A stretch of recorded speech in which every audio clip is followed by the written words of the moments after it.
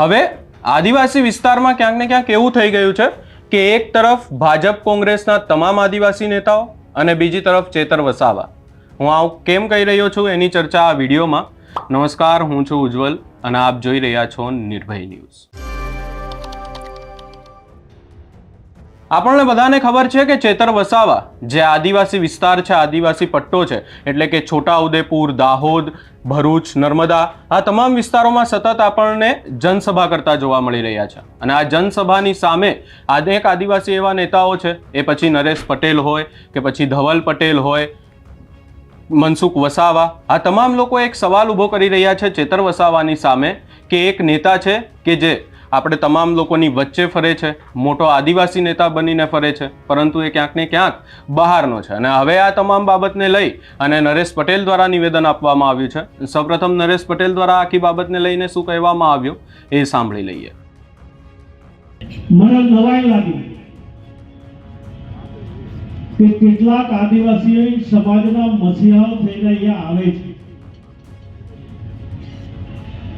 ત્યારે મને નવાઈ લાગે છે કે વર્ષો સુધી ગણપતભાઈએ કામ કર્યું છે સરકારમાં, પણ આજે હું પણ કેબિનેટ મંત્રી તરીકે કામ કરું છું. અહીંયા નારાયણભાઈ રાઠવા, જસુભાઈ રાઠવા, ગીતાબેન રાઠવા, અભયસિંહભાઈ, જયંતિભાઈ રાઠવા, રાજેન્દ્રભાઈ રાઠવા, અમે કોઈ મસીહા નથી. અમને મસીહાનું બિરુદ જોઈતું પણ નથી. અમે એક સામાન્ય કાર્યકર્તા તરીકે લોકોના વચ્ચે રહેવાનું અમે પસંદ કરીએ છીએ.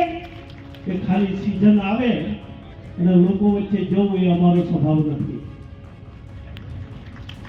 સમજી ગયા ને? સીઝન આવે અને લોકોને વચ્ચે જવું અને પછી ખોવાઈ જવું એ અમારો સ્વભાવ નથી. મેં સુરતની અંદર ગણપતભાઈ વસાવાજીના વિસ્તારમાં એમ કહ્યું, મીડિયાના મિત્રો ખાસ નામ લેજો, જેમની દુકાન નથી તે ઉધાર આપવાની કહેવાય.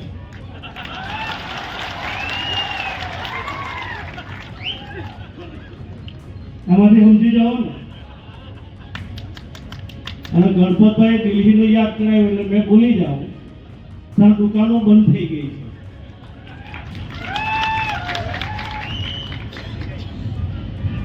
અહીંયા બહેનોને ખાસ કહું છું કે દુકાને જ નથી અને કોઈ એવા બધા વચનો આપશે અને જેવો સમય પૂરો થશે ને તે દુકાનનો એડ્રેસ થી નહીં આવે.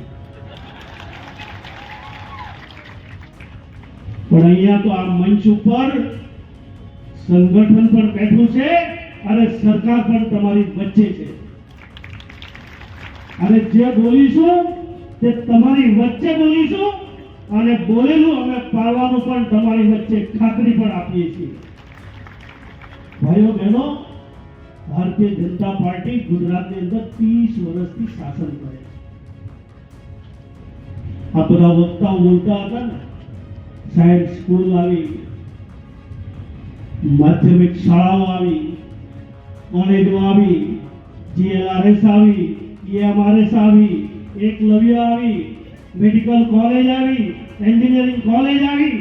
એ રાતોરાત નથી આવી. નરેન્દ્રભાઈ મોદી સાહેબની 30 વર્ષની તપસ્યા ત્યારે એ ગામડા સુધી આવી. ભાઈઓ બહેનો, આ રાતોરાત નથી થતું.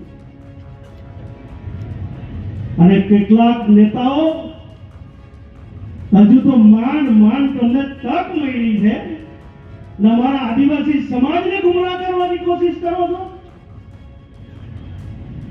ક્યાં સુધી તમે ગેરમાર્ગે દોરશો? ભાઈઓ બહેનો, કુવામાં એ તો અવાડામાં આવે.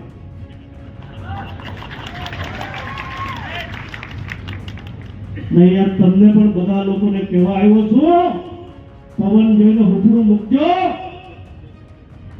ને તો છોટાઉદેપુરનો વિકાસ જે રીતે લોકના વિસ્તારમાં જેને હું આજેની ખાતરી મનપતથી આપું છું, એમના પહેલા પણ કેટલાક નેતાઓ બનવા નીકળેલા.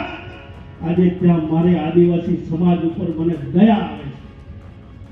એનું ઘર બદલાયું નથી, એના ઘરમાં કોઈ શૌચાલય નથી, પાણીની કોઈ વ્યવસ્થા નથી, ફરિયામાં જવું હોય તો સારો રસ્તો નથી, અને તે આજે છોટાઉદેપુરમાં આવીને વચન આપે જેમનાથી એમના વિસ્તારમાં હજુ પણ ગામડા છૂટા પડવાની જરૂર છે.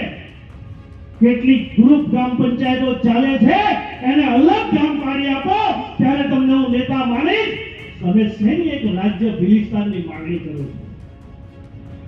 જેનાથી ગામ છૂટું નહીં પાડી શકાય, તે રાજ્ય છૂટું પાડવાની વાત કરે. એક ગામ છૂટું પાડવું હોય ને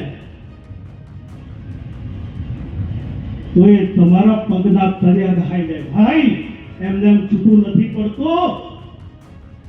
અને રેવન્યુ રીતે જ્યારે ગામને છૂટું પાડવાનું હોય ને, તો કદાચ છોટાઉદેપુરમાં પણ જોવાનું મળતું હશે કે કેટલા ગામ છૂટા પડી ગયા, પણ હજુ રેવન્યુનું છૂટું પાડી શક્યા નથી. એવી પરિસ્થિતિમાંથી પસાર થવું પડે છે. ત્યારે શું તમે માની જવાના છો કે કોઈ ભિલિસ્તાન રાજ્ય આપશે? માની જવાના છો? આ તો આદિવાસીઓના ભાગલા પાડવાની નીતિ છે. આદિવાસીઓને છૂટા પાડવાની વાત કરો છો. માન અમે અત્યારે ઠેકાણે પડી રહ્યા છે. જય આદિવાસીના નારા સાથે અમે ગુજરાતના આદિવાસી પટ્ટાનો વિકાસ કરવા જઈ રહ્યા છે. ખાલી જય આદિવાસી, જય આદિવાસી, જય આદિવાસી વ્યથા ખાલી લઈને કોઈની પરિસ્થિતિમાં સુધાર નથી આવતો.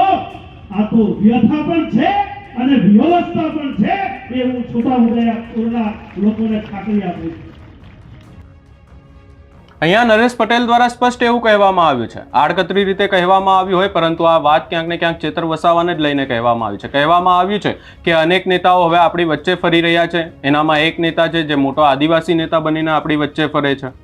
આ સમગ્ર બાબતે આપનો શું અભિપ્રાય છે એ અમને કમેન્ટ કરી જરૂર જણાવશો. અમારી ચેનલ નિર્ભય ન્યૂઝને લાઇક, શેર, સબસ્ક્રાઇબ કરવાનું ભૂલશો નહીં.